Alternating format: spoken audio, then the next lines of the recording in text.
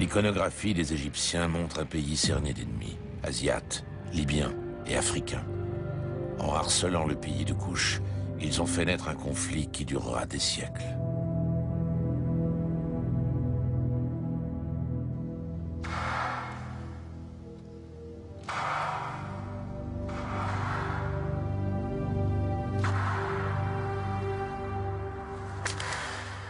Mais lorsque la puissance des pharaons déclina, les peuples africains se rebellèrent. À partir du début du IIIe siècle avant notre ère, les reines noires accèdent au pouvoir dans le royaume de Méroé. Leurs guerriers, très mobiles, protégeaient les principales routes commerciales. Le fait que ce royaume africain se soit retrouvé en contact très tôt avec le reste du monde méditerranéen au sens le plus large du terme, a certainement joué un grand rôle. C'est une région qui a été connue de ses voisins, qui a entretenu des relations économiques, militaires, diplomatiques, suivant les époques, avec nombreux de ses voisins, et qui a du coup été connu de ce qu'on appelle le monde gréco-romain. Le royaume des Candaces de Méroé se trouve exactement au carrefour des deux grandes routes marchandes qui traversent l'Afrique. Le Nil y joue un rôle prépondérant. Depuis la nuit des temps, le fleuve qui surgit du cœur de l'Afrique est l'artère vitale de la Nubie. Ces masses d'eau douce perpétuelle assurent la fertilité et la vie en plein cœur du désert.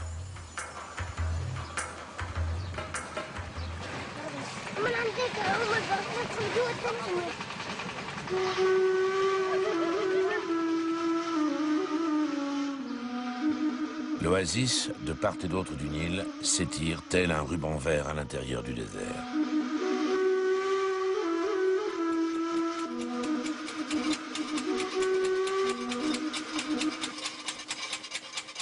Les pompes monocylindres qui remplacent les anciens systèmes d'irrigation acheminent l'eau précieuse dans les champs.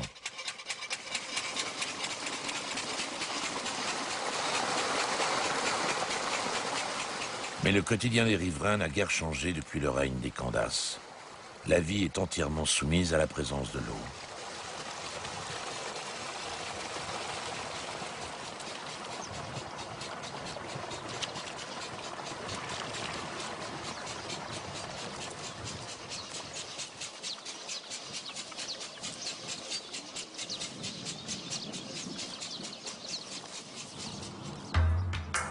Comme autrefois, les pêcheurs embarquent sur le Nil au petit matin.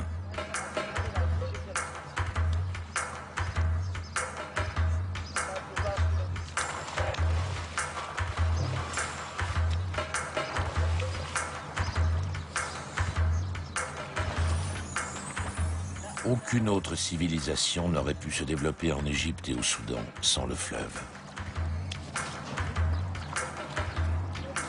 Les pharaons imposaient leurs conditions et leur culture aux contrées du sud par le Nil et ramenaient les richesses pillées au peuple noir par le Nil. Plus tard, à l'époque méroïtique, le fleuve était un couloir étroit.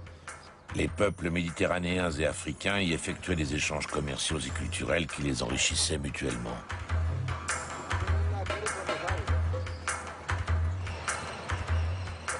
Le pont le plus proche se trouve à 800 km. Christian Leuben revient de Djebel Barkal après avoir traversé le désert de la Bayouda. Pour se rendre à Méroé, il accomplit une partie du chemin en bateau.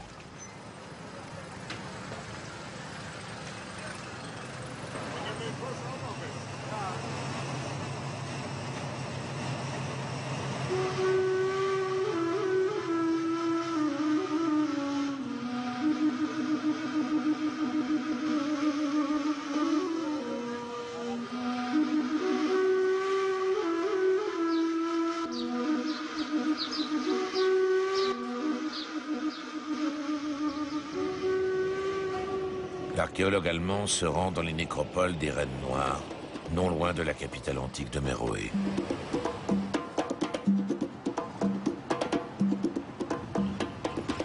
Il Il y retrouve Vincent Rondeau, qu'il connaît bien. Ensemble, ils ont conduit des fouilles durant des années en Égypte.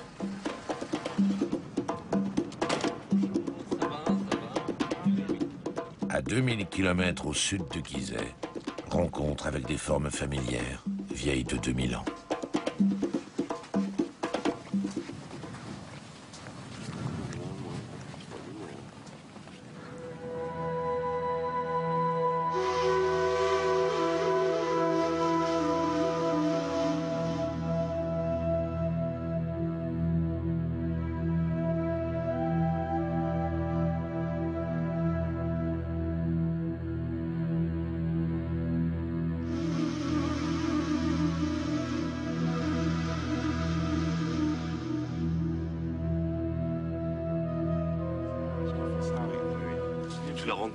Leuben et Rondeau espèrent compléter l'histoire des Candace avec les indices trouvés dans la nécropole.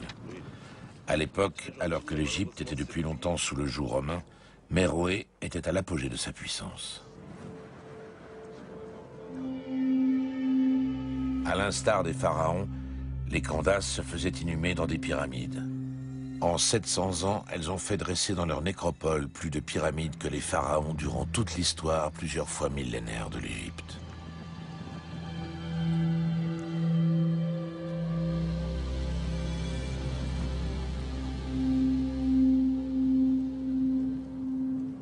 Les deux hommes ont localisé le monument funèbre d'une reine noire.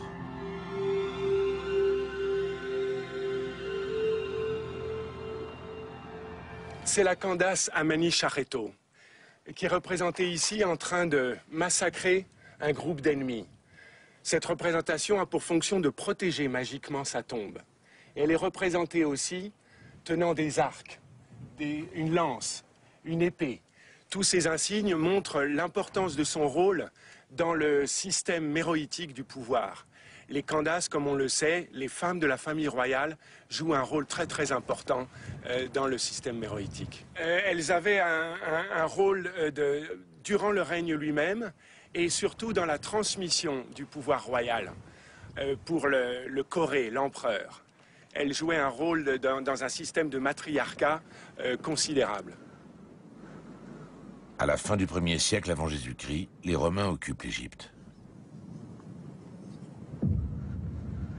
Ils décident d'envoyer leurs troupes dans le royaume des Candace.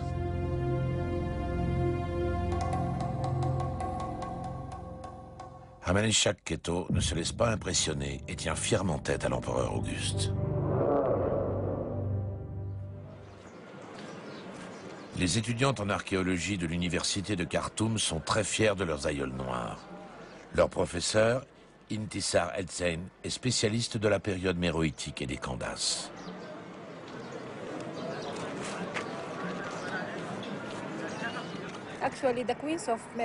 La réputation des reines de Méroé vient du fait qu'elles étaient de vraies guerrières. Elles étaient prêtresses, elles enfantaient, elles élevaient leurs enfants et assumaient de hautes responsabilités sociales.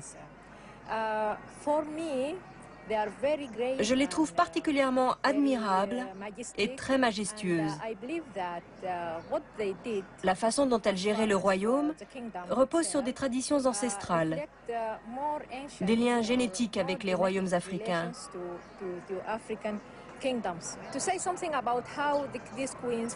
Elles ont empêché les Romains de poursuivre l'occupation de leur pays.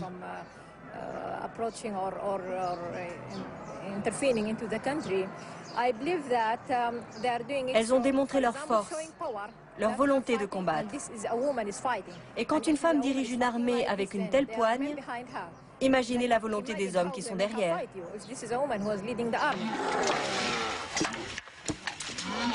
Pour les légions romaines, l'expédition sombre dans l'horreur.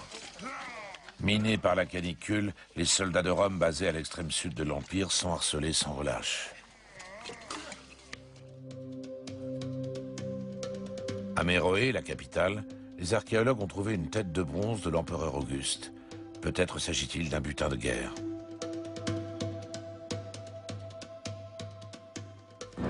Juste